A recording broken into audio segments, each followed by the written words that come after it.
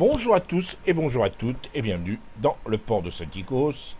Bienvenue à bord du Nuremberg, le croiseur rang 6, croiseur allemand rang 6. Aujourd'hui nous allons nous intéresser à ce navire et à son gameplay tout particulièrement, à une façon de le jouer. C'est un navire assez important dans l'arbre technologique, dans la mesure où il est tout à la fois la continuité du Königsberg et il vous prépare déjà au York. Alors, il vous prépare au York, entendons bien ce que je veux dire. Hein. Il ne vous prépare pas au York pour le blindage, mais il va vous préparer au York en tout ce qui concerne, comment dirais-je, la puissance de feu. Même si ce ne sont pas du tout les mêmes canons, que ce sont des tourelles doubles chez le York et des tourelles triples chez le Nuremberg, on a déjà en quelque sorte l'apparition d'un semblant de jeu qui ressemble, et on se prépare en quelque sorte à passer au croiseur lourd allemand avec ce navire. Il n'en reste pas moins que c'est un gros Königsberg, c'est un Königsberg plus, et le Königsberg, à mon sens, c'est l'un des tout meilleurs croiseurs de rang 5 du jeu.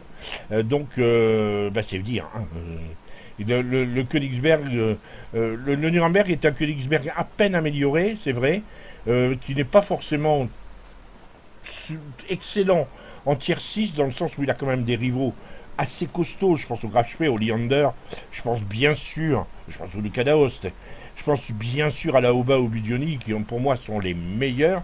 Je pense que Nuremberg est nettement en dessous de la Aube, du Budioni, du Leander. Néanmoins, il tient tout à fait sa partition. Et on va le voir en action dans deux batailles avec deux gameplays différents. Le premier gameplay et c'est ce qui justifie le titre, de l'embuscade, de l'art de l'embuscade dans le premier. Dans le second, on sera plus dans l'art de l'esquive, dans l'art du harcèlement et du soutien. Alors, on attaque tout de suite avec l'art de l'embuscade. C'est parti.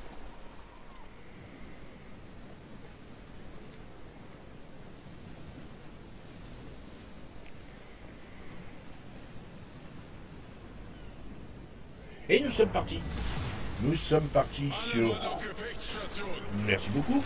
Nous sommes partis donc sur la carte Trident. Carte bien connue de tout le monde. À partir du milieu de tableau.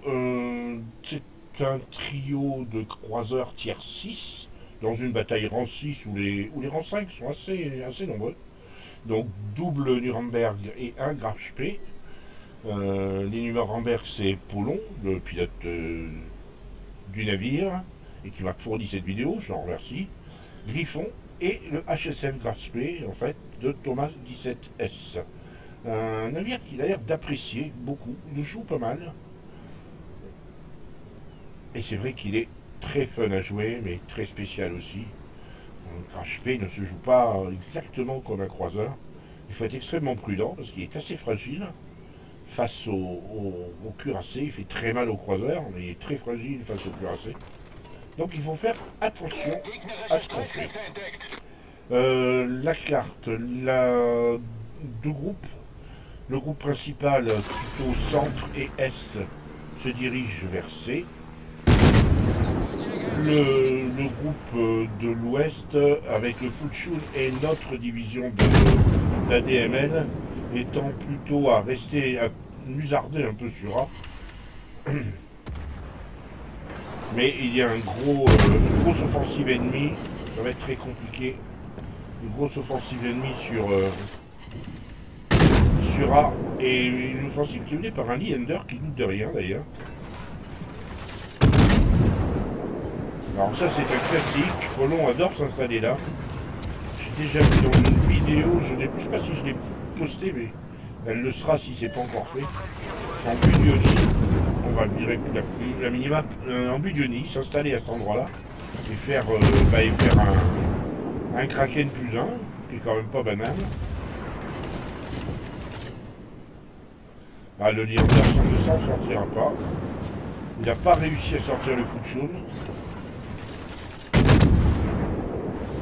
Futschul qui est très... Comment dirais-je, ça va, il est couillu le mec, il a résisté. 14 000 de dégâts déjà pour Polon. Et premier sang pour le Graf Spee, qui a terminé le Leander.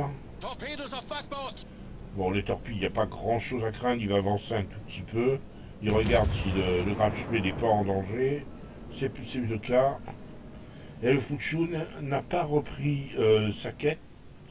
Là, par contre, ça passe de justesse. Fuchun qui se fait arroser de torpilles. Et oui, et le Fuchun, c'est un panasiatique. Alors, il a visiblement envoyé ses torpilles sur le Koenig. Il a besoin d'aide, c'est incontestable. Alors, c'est le double Fuchun. Il y a un autre DD. Hein. C'est un... J'ai pas vu. Il y a un DD, ça va être de... Il y a encore un Fuchun et il y a un Kamikaze. Donc, ça va être le Kamikaze qui envoie des torpilles. Il y a quand même un gros push ennemi là. Le Koenig qui vient maintenant mettre son 27.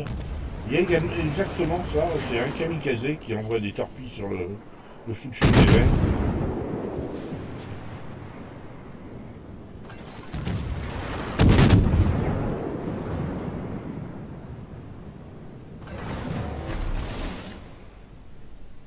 Et là, eh bien, il va falloir à un moment donné... il va falloir à un moment donné se résigner à lâcher. Hein. Fuchun ne va s'en sortir. Il y a deux Fuchun verts dans ce cap. Et il va falloir se résigner. Voilà, il y en a un qui a été sorti. Le trio des ZDML doit s'en aller. Il faut qu'il lâche sa partie.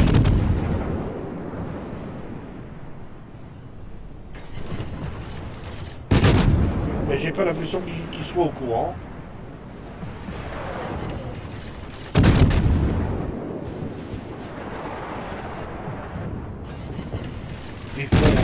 J'ai l'impression que Griffon est en gros danger. Il est miraculeusement épargné, en partie parce qu'il est dans la smoke du Fuchun, mais ça va pas durer.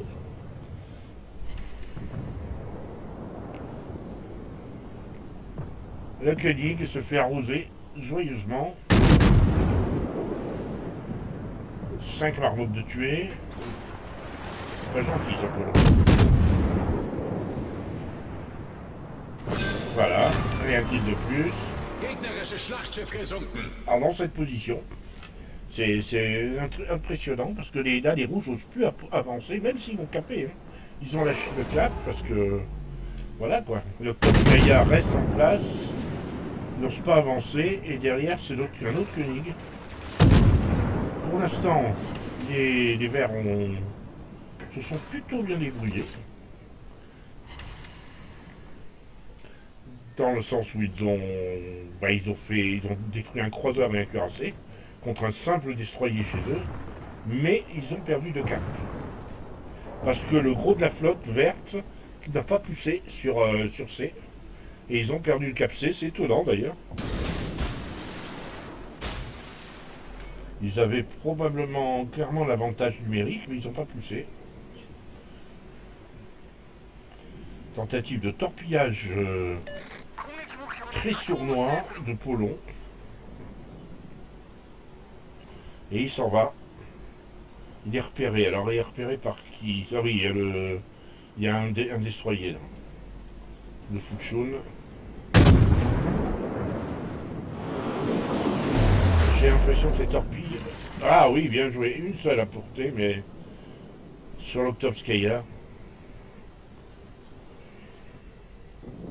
Oui, il une torpille. Ces jours ne sont pas en danger.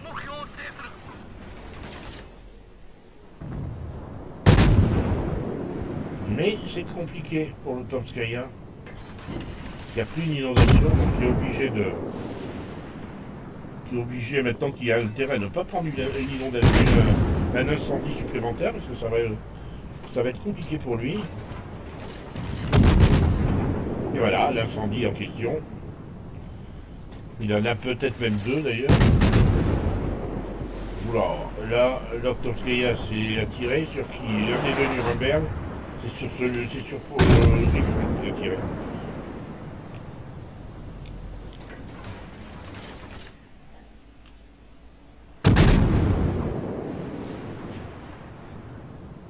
l'instant. Petite avance au rouge. C'est pas encore complètement définitif. C'est pas concluant encore. Mais il faudrait pas qu'ils perdent trop parce que là, ça commence à devenir. Ils perdent un peu trop de navires.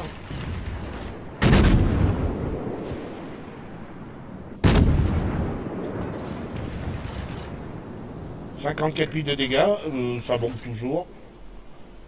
Après, oui, à peu près à la mi-course.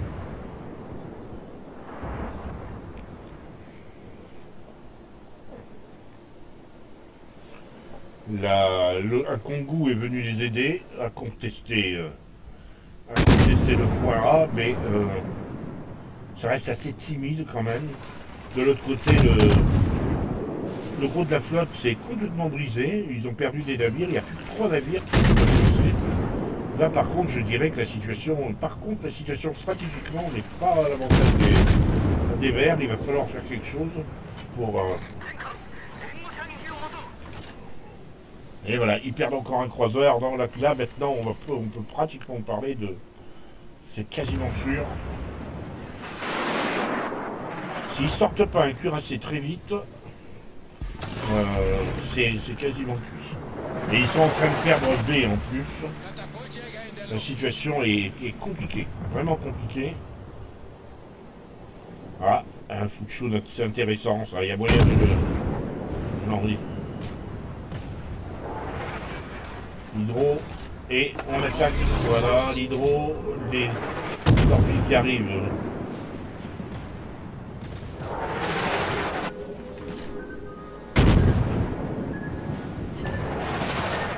Voilà, maintenant, c'est intéressant, on est à la paix sur le Nuremberg, de face.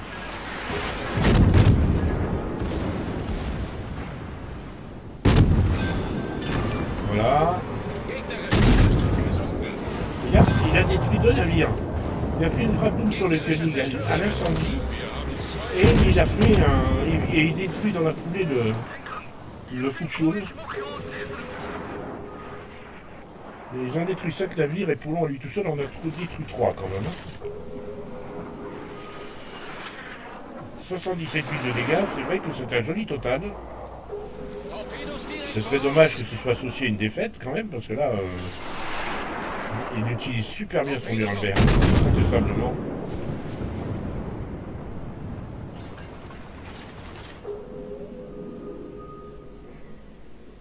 Mais ils ont perdu les 3 caps, et malgré ça, ils ont un léger avantage en termes de kills, mais il faut vraiment qu'ils récupèrent un, voire 2 caps.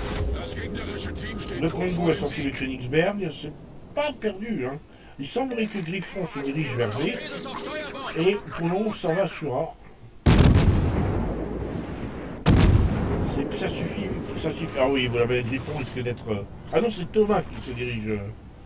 C'est Thomas. Le Griffon est descendu très bas, tout en bas. Il est où Griffon? Il est là-bas. Ouais, il a pris beaucoup très cher. Et on va essayer de prendre 2 caps en même temps. Le Fuchsum a sorti le König, ça recommence à sentir le pâté.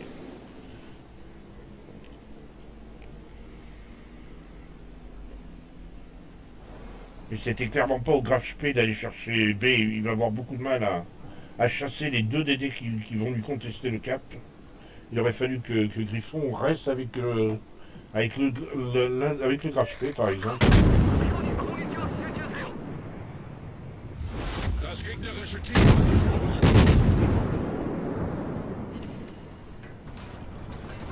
Allez. Il y a moyen encore de sauver ils peuvent relancer la guerre. Mais bon, il y a 500 points d'écart. C'est mort. À moins de sortir tout le monde. Ils ont les squads offensifs pour ça, mais... Voilà, bravo Thomas qui vient de sortir un des Fuchsum. À la secondaire, excusez du peu. Mais Thomas s'est fait sortir. Ils sont en train de récupérer B, mais ce sera compliqué. Et Thomas la torpille a fait ce n'est qu'une égratignure en sortant le kamikaze, excusez du peu énorme ce qu'il a fait Thomas. Puisque lui, ils ont fait à 2-3, ils ont fait 6 kills.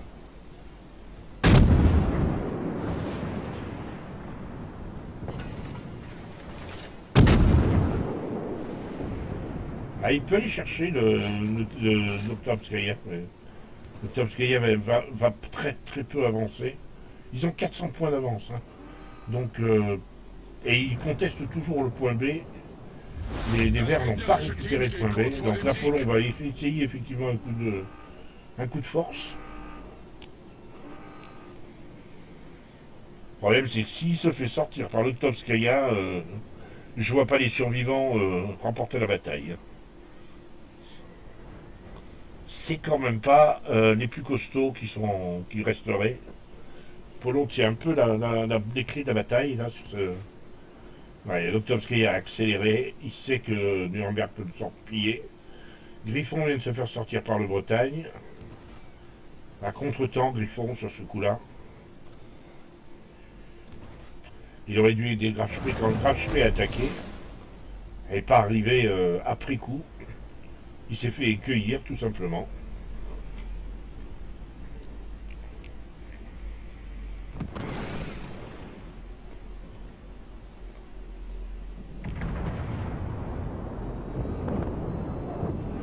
Le Kongou a sorti l'Octopskaya, voilà qui est parfait.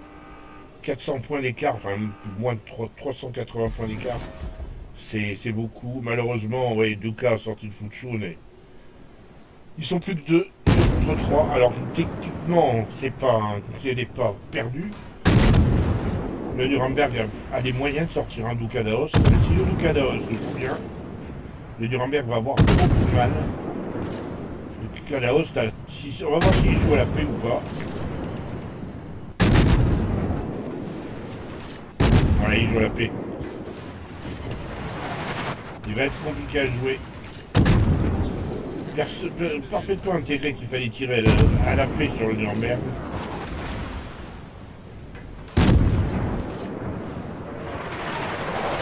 Et là, attention, torpilles, même si elles sont lentes, le Duka a des torpilles qui sont très mal.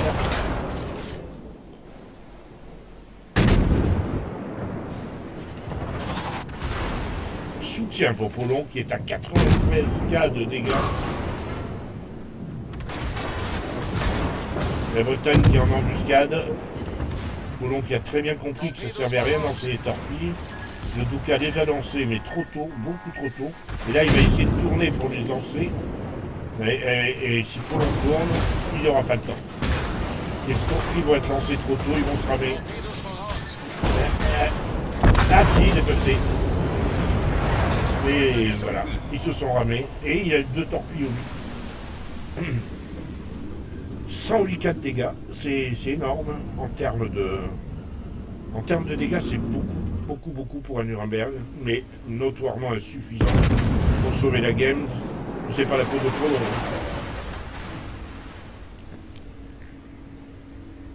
Le gros qui reste n'a malheureusement pas les moyens de contester la victoire. Même s'il sortait de Nuremberg, il a trop peu de vie, il s'en sortira pas. Voilà.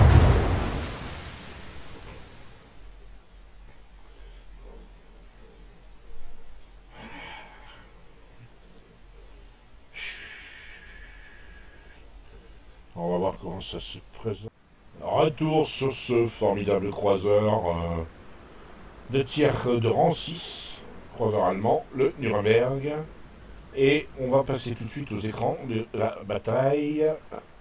Lesquels écrans nous montrent déjà, bon bah c'est une défaite, hein, mais 108 350 de dégâts, c'est quand même assez conséquent. Il a obtenu soutien, frappe double, 163 coups au but, 2 torpilles, 3 inondations. Ceci s'explique par le fait qu'il a fait 2 torpilles plus un ram. 4 coups à la secondaire quand même. Il a détruit 4 navires. 9 incendies provoqués. 1402 dégâts 1429 d'XP de base, ce qui est beaucoup. C'est pas mal du tout. En termes de dégâts, bon, bah, 21 000 sur un Koenig, 20 000 sur le Dokadaost, 18 000 sur le Koenig, et le Fuchun 6 835.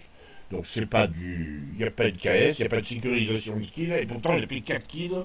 Ça montre son talent, clairement. 26 000 de dégâts sur l'Octolskaya, 13 000 sur le Leander, et 561 sur le Königsberg. On notera qu'il a tiré 438 au but explosif, donc à la HE, 153 au portée, un ratio de 1 pour 3, grosso modo, 31 000 de dégâts. Les perforants, c'était du 28 sur 87, 1 pour 4, ouais, 1 pour 3, oui, encore. 9 torpilles lancées, 2 ont touché pour 19 000 de dégâts. Et il a fait un éperonage 1868 et 43 000 au total en termes de dégâts, dont 40 000 rien qu'en incendie. Il a parcouru 53 km, il a tanké 500, pour 583 700, c'est beaucoup, beaucoup, beaucoup, beaucoup.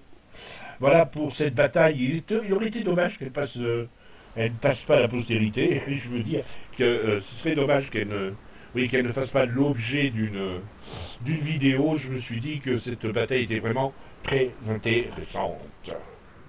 Si certaines cartes semblent propices aux embuscades, comme c'est le cas de certains emplacements sur la map Trident, comme on l'a vu, sur Deux Frères, c'est un tout petit peu plus compliqué à cause des 2 positions sur les ailes extrêmement ouvertes. Et lorsque l'on est, comme c'est le cas de Papy sur son Nuremberg, dans une bataille en tier 7, donc on a quand même du costaud, un double Gleisnau en face, un Julio César qui peut extrêmement, s'il est bien utilisé, qui peut faire très mal à un Nuremberg assez peu blindé, un double Atlanta, vous voyez qu'il y a beaucoup de monde. Trouver un endroit pour faire des embuscades est assez compliqué. Papy choisit dans une carte d'aller dans le coin le plus ouvert possible, vers A. En même temps, il est arrivé sur la carte plutôt de ce côté-là, donc ça n'aurait pas de sens qu'il traverse toute la map dans l'autre sens. Donc là, il s'en va. Je le soupçonne d'avoir peut-être dit à la base qu'il allait supporter le destroyer, le Mutsuki qui est là. Le problème, c'est que le Mutsuki met beaucoup de temps à aller sur le cap A. Il est arrivé sur la map assez éloigné de ce cap A. Il lui faut donc le temps d'y arriver. On sent que Papy se verrait bien aller faire des embuscades à partir des îles qui sont là-bas. Mais ces îles-là posent un tout petit problème. Elles sont assez loin et ne couvrent pas tout le cap. De plus, elles sont assez découvertes et un cuirassé qui aurait une cloche suffisante pourrait réussir à le toucher. En plus, il serait tout seul et il attirerait donc forcément l'attention sur lui. On voit que Papy reste extrêmement attentif à ce qui se passe dans son dos. Et regarde pourquoi le Duke of York n'a pas bougé. Il semblerait même qu'il y ait des deux cuirassés. À défaut d'être AFK, ils n'ont pas vraiment beaucoup bougé. Donc là, déjà, ça pose un problème. Voilà un joueur en Bayern que j'ai déjà croisé à plusieurs reprises dans différentes données. C'est un assez bon joueur, pour ce que j'en sais.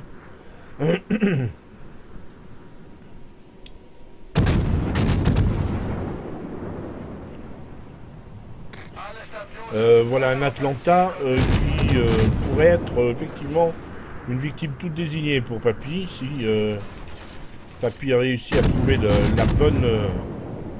la bonne courbe.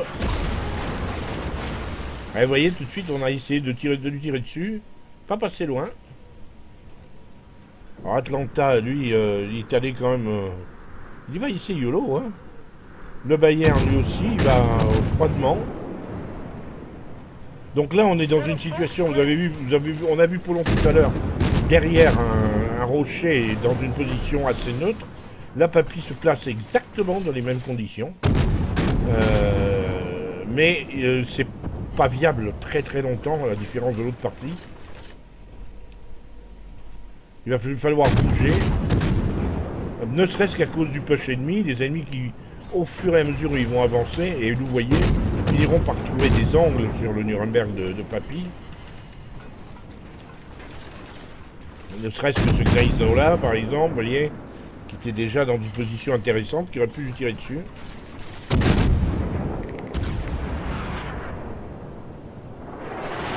Et voilà, boum. Tentative. Un incendie sur le Bayern.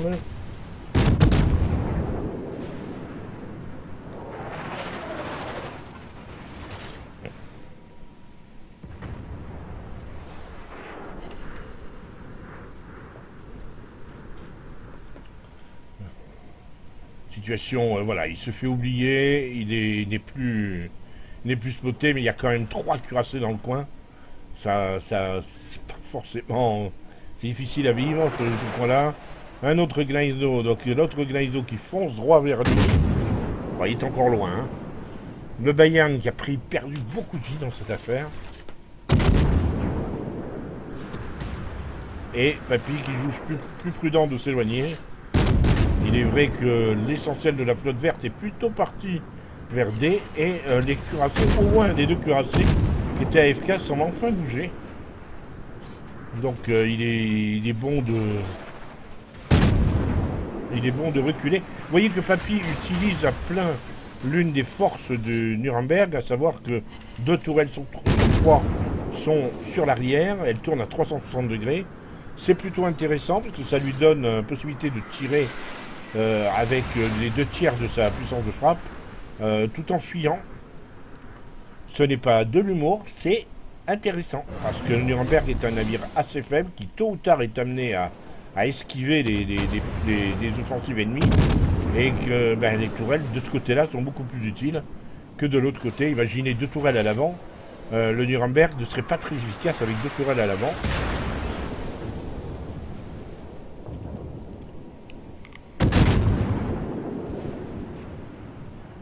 Il va falloir vraiment se concentrer sur le Bayern parce que il a pris tellement cher. Et voilà, 2 incendies de plus, 3 bases défendues d'un coup.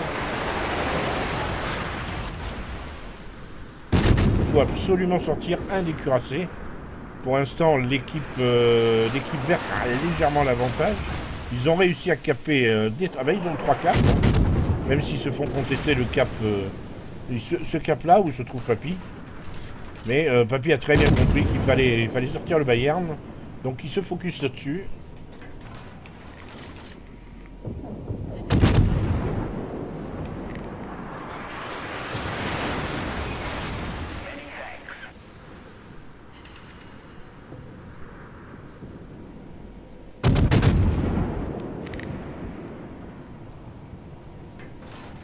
Voilà. Allez, plus de Bayern. Du Kirchhoff qui était AFK pendant un bon moment a fini par le sortir. Mais ils ont perdu 2 croiseurs. Je te dis, les rouges ont perdu 2 cuirassés et 2 croiseurs. Donc ils vont, comme d'habitude, quand on est sur ce point-là, il est assez fréquent que l'équipe verte, quand elle est au nord, finit par lâcher ce cap. Mais non sans faire beaucoup de dégâts. Là, elle a fait vraiment beaucoup. Elle a fait clairement payer sa résistance à l'ennemi qui n'arrive pas à évoluer et qui a mal de chien capé. Donc forcément ça se ressent en termes de classement.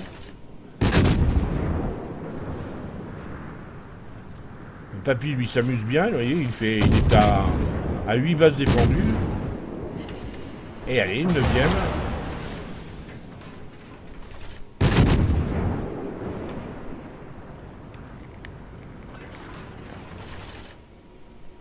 de dégâts. C'est tout à fait correct, surtout quand on sait qu'il est contre des tiers 7. Là, il faut qu'il tourne très vite. Gneisenau va chercher, lui mettre une citadelle.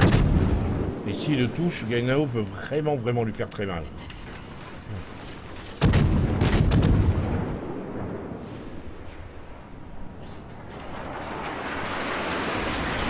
Il est en ce moment un petit peu... C'est vrai qu'il est un petit peu... la cible de toute l'attention ennemie, le Nuremberg, le Gneisenau, voire l'Algérie, qui lui tire dessus. Ouais, il fait bien de reculer pour avoir... Peut-être même ce serait utile de se faire oublier un petit peu.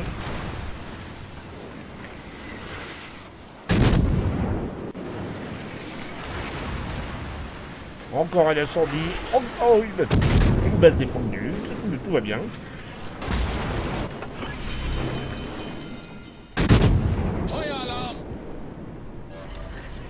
Et encore une base défendue. Ben, ça va bien. Hein. On est à 10. Il alterne et il défend comme ça la base. En tirant sur chacun des ennemis au tour à tour. Ça aussi, c'est des points d'XP, ce qu'il ne faut pas négliger. Si vous jouez, que vous avez un petit peu... Vous avez envie de monter l'XP, ça fait partie des petits trucs et astuces. Ouais, 3 bases défendues d'un coup. On est passé à 14, 17 maintenant.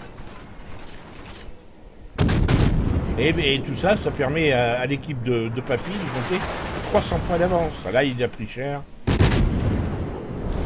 Unser Team hat die Führung übernommen. Et Papy continue à arroser méthodiquement le Gneisenau.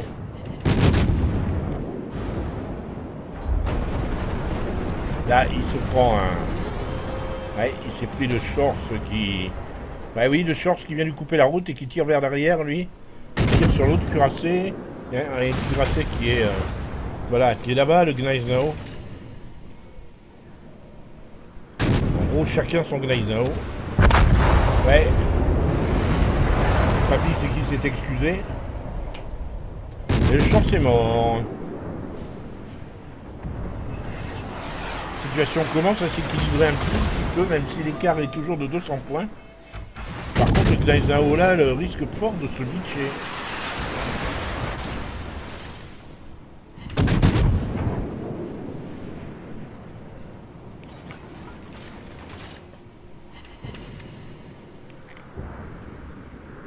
Oh, il évite. Il évite la catastrophe, toujours 200 points d'écart. Les rouges ont réussi à faire prendre 2 caps et les verts sont en train d'en contester un. Mais Gneisenau tente désespérément de filer vers B pour contester le cap de B. Mais c'est au prix véritablement de sa propre santé, c'est assez étonnant. Il s'occupe pas vraiment de ce qui se passe autour de lui. Il est quand même la cible de 3 cuirassés et du Nuremberg de Papy. Et vous voyez, là, on a l'exemple parfait hein, d'un Nuremberg en mouvement permanent. C'est le style de jeu que j'affectionne chez Nuremberg. C'est aussi le style de jeu le plus dangereux. Parce que, ben, rien, on n'a pas aucune garantie. Hein, vraiment aucune.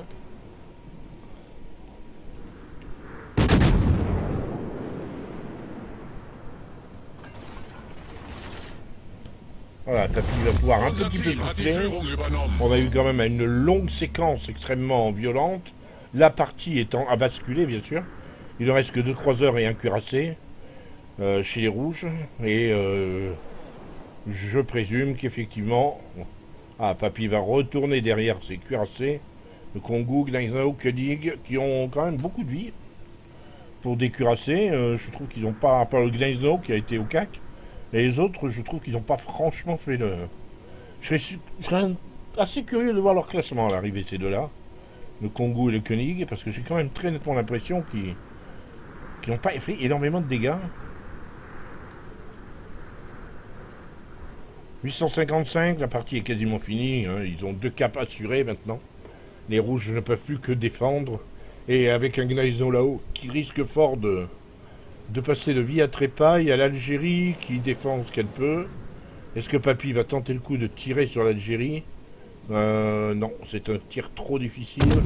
Il le tente quand même.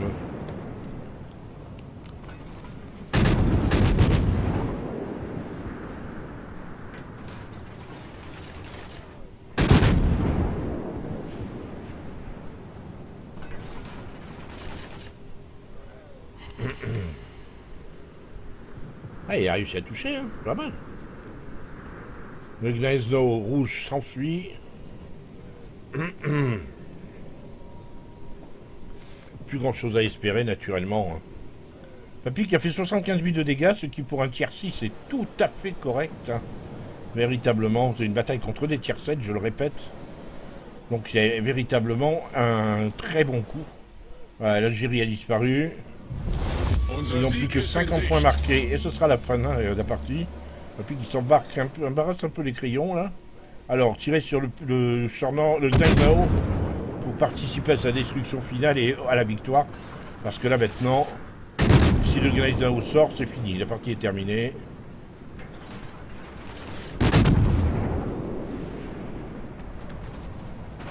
Il y a la courbe très lente, il y a la lenteur des obus du Nuremberg, il est à bout de... véritablement à bout de portée.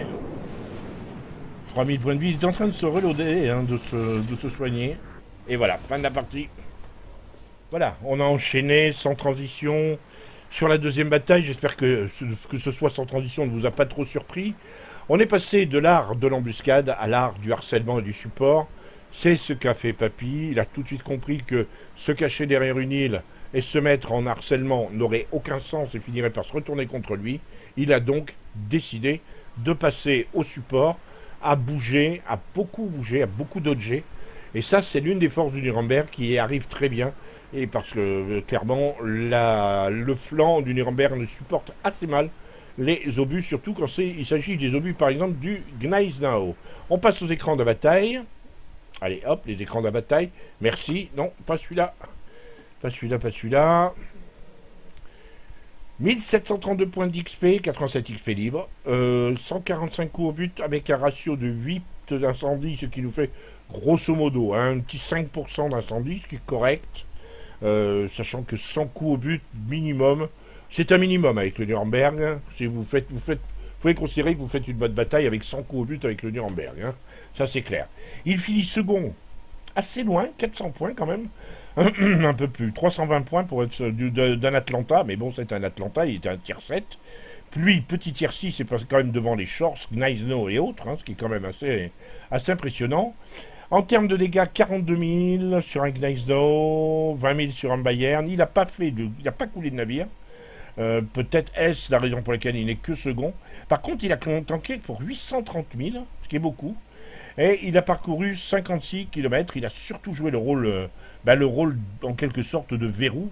Il a empêché l'équipe rouge de pousser et d'une certaine manière, il a largement contribué à la victoire. Il a joué full HE, donc 560 au but ont été tirés, 145, ce qui nous fait un ratio de 1 sur 3, fait 37 000 de dégâts.